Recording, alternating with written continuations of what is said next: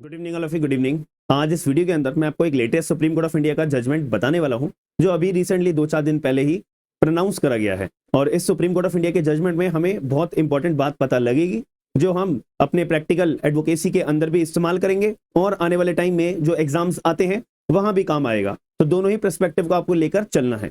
तो सबसे पहली बात, हमें जजमेंट का नाम पता होना चाहिए। जजमेंट का नाम क्या है? Shri Chikkegowda and others versus state of Karnataka 2025 supreme court. यहाँ पे ऑनरेबल सुप्रीम कोर्ट ने एक लाइन में अगर मैं बात बोलूं तो क्या बोला है कि जो ओरल एविडेंस होता है ना, वो ज्यादा रिलायबल है as compare to the medical opinion. अगर मेडिकल ओपिनियन में कोई और बात आए और आई विटनेस जो है अपनी ओरल एविडेंस के अंदर कोई और बात बोले, तो हम भरोसा किस बात पे करेंगे? हम भरोसा केवल और केवल ओरल एविडेंस जो आई विटनेस के द्वारा दी जा रही है, हम उसके ऊपर भरोसा करेंगे। क्योंकि आप लोगों को पता है, अगर हम कानून की बात करें, as per section 54, as per section 55 of भारतीय साक्ष्य अधिनियम, वहां पे क्या बोला हुआ है कि जो ओरल एविडेंस होता है वो एक तरह से डायरेक्ट एविडेंस होता है और वो ज्यादा रिलायबल होता है। अगर हम कंपैरिजन करें मेडिकल ओपिनियन को, यार ओपिनियन तो एक तरह से कम रिलायबल होनी चाहिए कि मुझे ऐसा लगता है कि ऐसा हुआ होगा, तो इसको हम ओपिनियन बोलते हैं। और अगर कोई आई विटनेस आके अपनी गवाही दे कि जैसा मेरी आंखों के आगे ही मर्डर करा गया है, मेरी आंखों के आगे ही इंजरीज प्रोवाइड कराई गई हैं, तो इसमें हम किसको ज्यादा मोर प्रैक्टिकेबल रिलायबल मानेंगे? आई विटनेस को मानेंगे, जो ओरल एविडेंस उसने दिया है। और कानून भी ये बात कहता है कि ओरल एविडेंस हमेशा डायरेक्ट होना चाहिए। अब इस बात को थोड़ा सा हम क्लैरिफाई करते हैं इस मुद्दे के रिगार्डिंग। और एक और छोटी सी बात मैं आपको एग्जाम्पल के फॉर्म में बता देता हूं। मान लेते हैं डॉक्टर ने अपना पोस्टमार्टम करा, पीएमआर रिपोर्ट बनाई, और पीएमआर रिपोर्ट के अंदर क्या आया है? डॉक्टर अपनी मन की ओपिनियन बता रहा है कि मुझे ऐसा लगता है कि जो डेथ है ना, कॉज ऑफ डेथ जो है वो हार्ट अटैक से मरा है। लेकिन अगर आई विटनेस आगे बोले कि नहीं नहीं, अरे भैया हार्ट अटैक तो आ ही नहीं सकता, यहाँ पे तो एक्यूज लोगों ने जहर मिलाया था, जहर चाय में जहर मिलाया था, कोल्ड ड्रिंक में जहर मिलाया था, पानी में जहर मिलाया था, फिर जो है विक्टिम वो पानी, कोल्ड ड्रिंक या चाय पी गया, फिर उसके बाद उसकी डेथ हो गई।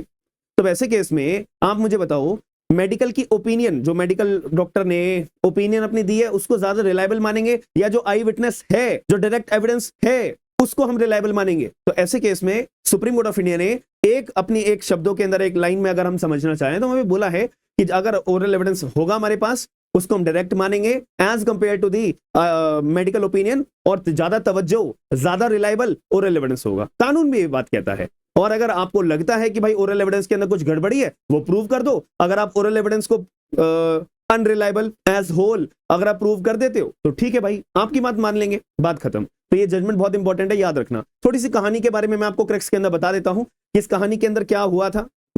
एक दिन की बात है, 2003 में, ठीक है, 16 तारीख की बात है, सुबह 6 बजे ए नाम का व्यक्ति अपना राउंड पे निकल रहा था, और 6 नाम के व्यक्ति को 16 लोगों ने घेर लिया। 16 लोगों ने घेरने के बाद ए नाम के व्यक्ति को मारा पकड़ के, और इतना मारा जिससे कि ए नाम के व्यक्ति की क्या हो जाती है? डेथ हो जाती है। ए नाम के व्यक्ति की डेथ हो गई है। अब जब ए नाम का व्यक्ति को मार पड़ रही थी, तो इतनी देर में जो बी नाम की व्यक्ति, एक लेडी थी जो कि ए नाम के व्यक्ति की पत्नी है, वो बचाने के लिए आई कि भाई मेरे पति को मत मारो। ऐसे केस में इन 16 लोगों के द्वारा बी नाम के व्यक्ति को भी इंजरीज पहुंचाई गई, धक्का दिया गया या डंडा एक्सेट्रा कुछ मारा गया, ठीक है। अब ऐसे केस में बी नाम के व्यक्ति को भी चोट लग गई है और ए नाम का व्यक्ति मर चुका है, और ये बाकी के 16 लोग भाग गए। ऐसे केस में कहीं ना कहीं कुछ लोग खड़े होंगे, उन्होंने भी कुछ ना कुछ होते हुए ये घटना को देखा होगा। ऐसे ही बी नाम की व्यक्ति जो है, ये लेडी भागी गई पुलिस के पास। पुलिस को अपनी स्टेटमेंट दी कि भाई देखो, ए नाम का व्यक्ति था, मेरा पति है, उसको 16 लोगों के द्वारा मारा गया है, और इतना मारा गया है जिससे कि ए नाम के व्यक्ति की डेथ हो चुकी है। अब पुलिस ने स्टेटमेंट के आधार पे अपनी एफआईआर दर्ज करी है। एफआईआर दर्ज करने के बाद इन्वेस्टिगेशन करी है। इन्वेस्टिगेशन में भी ये पाया है कि हाँ, अपना 16 लोगों के द्वारा कुछ ना कुछ घटना करी है। उसके बाद ये बॉडी को, ए नाम के व्यक्ति की बॉडी को कहां लेके जाएंगे? पोस्टमार्टम रिपोर्ट में पीएमआर रिपोर्ट अपनी तैयार होगी डॉक्टर के पास। डॉक्टर ने बोला कि भाई देखो, मेरे हिसाब से ना, जो मैंने बॉडी का चेकअप करा गया है, 16 लोगों ने तो मतलब बहुत सारी इंजरीज आई हैं बॉडी में, मारा तो गया है भाई, लोगों के द्वारा मारा तो गया है, बट जो ये डेथ कॉज करी गई है ना ए नाम के व्यक्ति की, ये जो है डेथ 3 से 4 बजे के करीब डेथ कॉज हुई है। महिला ने क्या बोला है? 6 बजे डेथ हुई है, और डॉक्टर क्या कह रहा है? 3 से 4 बजे के अप्रोक्स डेथ हुई है। अब यहां पे डिफरेंसेस आ गए हैं। मेडिकल ओपिनियन क्या कह रही है कि डेथ जो है 3 से 4 बजे हुई है, और आई विटनेस जो कि महिला है, इसने ओरल एविडेंस में क्या बोला है 6 बजे, पुलिस को स्टेटमेंट क्या दी है 6 बजे, डॉक्टर कह रहा है 3 से 4 बजे। अब मुद्दे की बात यहां पे आती है कि आपको पता है कि पुलिस के आगे दी गई स्टेटमेंट अपने आप में इररिलेवेंट होती है। ये बात हमें कहां लिखी हुई है, यहां पे मैं बोल सकता हूं सेक्शन नंबर 23 हमारा भारतीय साक्ष्य अधिनियम का, ठीक है। अब यार ये जो बी नाम की जो लेडी है, इसकी स्टेटमेंट को हमें मजबूत बनाना है और as a part of evidence बनाना है, तो हम क्या करेंगे भाई, सीधा भागे भागे आप कहां लेके जाओ पुलिस वालों, आप बी की स्टेटमेंट कहां पे रिकॉर्ड कराओ, आप रिकॉर्ड कराओ मैजिस्ट्रेट के पास।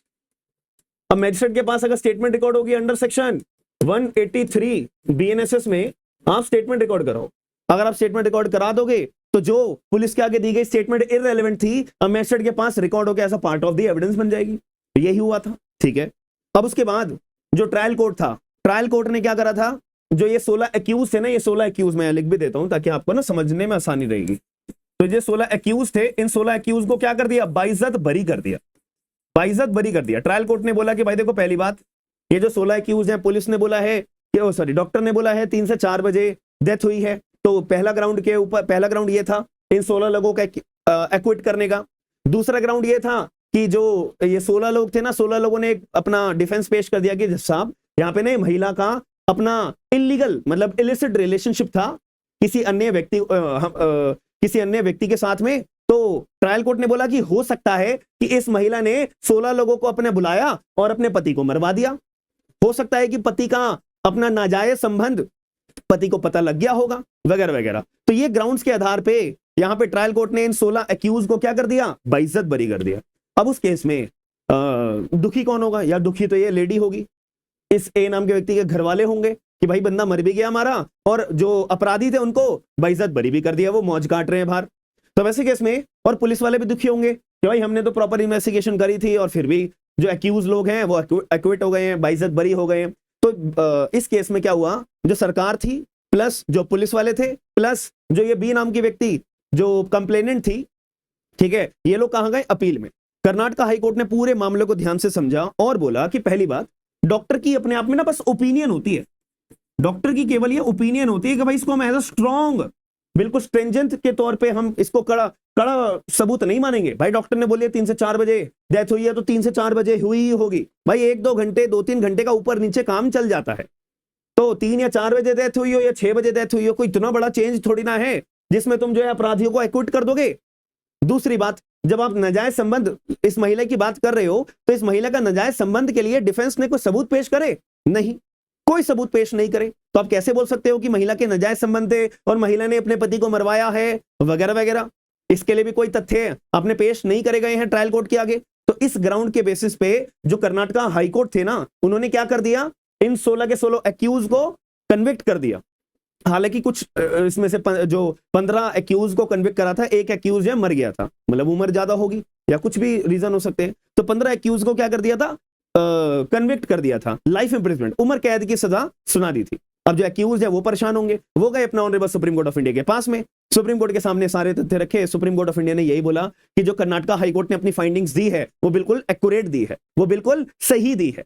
क्यों दी है, क्योंकि वही अपना एक्सप्लेन करा कि जो डॉक्टर की ओपिनियन है ना वो कम रिलायबल है एज कंपेयर टू दी महिला आई विटनेस, ओरल एविडेंस अपना दे रही है, प्लस पुलिस को जो स्टेटमेंट दी उस पर डटी रही, मैजिस्ट्रेट के सामने जो स्टेटमेंट दी उस पर डटी रही, ट्रायल के दौरान जब प्रोसिक्यूशन एविडेंस पेश किया जाता है, ठीक है, वहां पे जो स्टेटमेंट बोली तब डटी रही। तो तीनों जगह पे अपनी जो स्टेटमेंट में वो उसने अपनी डटी रही, तो इससे हमें क्या पता लगता है, कोरोबरेशन बहुत अच्छा हुआ है। वो अपनी स्टेटमेंट के साथ डटी रही है तो कोरोबरेट रही है, जितना मर्जी क्रॉस एग्जामिनेशन हुआ हो अपनी स्टेटमेंट उसने चेंज नहीं करी है। तो इसीलिए अगर कोई आई विटनेस की डायरेक्ट एविडेंस के रूप में कोई स्टेटमेंट आती है, ओरल एविडेंस आता है, तो वो ज्यादा तवज्जो, वो ज्यादा रिलायबल माना जाएगा as compare to the medical opinion, as compare to the medical opinion. तो ये honourable supreme court of India ने क्लैरिफिकेशन दिया है। आई होप आपको ये पसंद आई होगी वीडियो के अंदर जो मैंने आपको एग्जांपल के रूप में ये चीजें समझाई है। और ऊपर से एक चीज और ध्यान रखना है, जजमेंट का नाम भाई बहुत इंपॉर्टेंट है, याद रखना, Shri Chikke Gowda and others versus state of Karnataka 2025 supreme court. तो आप अपने केस के अंदर भी ये जजमेंट को बहुत अच्छे तरीके से इस्तेमाल कर सकते हो। ओरल एविडेंस अगर आपका मजबूत है तो भाई आपका ओरल एविडेंस ही माना जाएगा, याद रखना, ना कि मेडिकल ओपिनियन के बेसिस पर भाई एक्यूज लोगों को आप एक्विट कर दोगे, याद रखिएगा। तो अगर इस वीडियो के माध्यम से जो जजमेंट मैंने आपको बताया है समझ में आया तो वीडियो को लाइक शेयर सब्सक्राइब जरूर करिएगा और अपना ओपिनियन जरूर बताइएगा और अपनी स्टोरी भी जरूर बताइएगा। कमेंट बॉक्स के अंदर। और आप लोग हमारा टेलीग्राम ग्रुप भी ज्वाइन कर लीजिए। क्यों? क्योंकि टेलीग्राम ग्रुप पे मैं ऑफिशियल जजमेंट की ओपी आपको सेंड कर देता हूं। और आप में से अगर कोई ऐसा व्यक्ति है जो AIB 20 का पेपर दे रहा है, तो AIB 20 का हमारा कंप्लीट बैच है हिंदी और इंग्लिश के अंदर। 45% डिस्काउंट अवेलेबल है। जल्द से जल्द जाके अभी के अभी आप लोग एप्लीकेशन डाउनलोड करो, स्मार्ट एंड लीगल गाइडेंस के नाम से, जो एंड्रॉइड यूजर्स के लिए भी है, आईफोन यूजर्स के लिए भी है। तो पूरा आपको सारे का सारा सिलेबस पढ़ाया जा रहा है। तो आप लोग अगर ज्वाइन करना चाहते हो, मोस्ट वेलकम। याद रखिएगा। बाकी मिलते हैं नेक्स्ट वीडियो के अंदर। थैंक यू, धन्यवाद।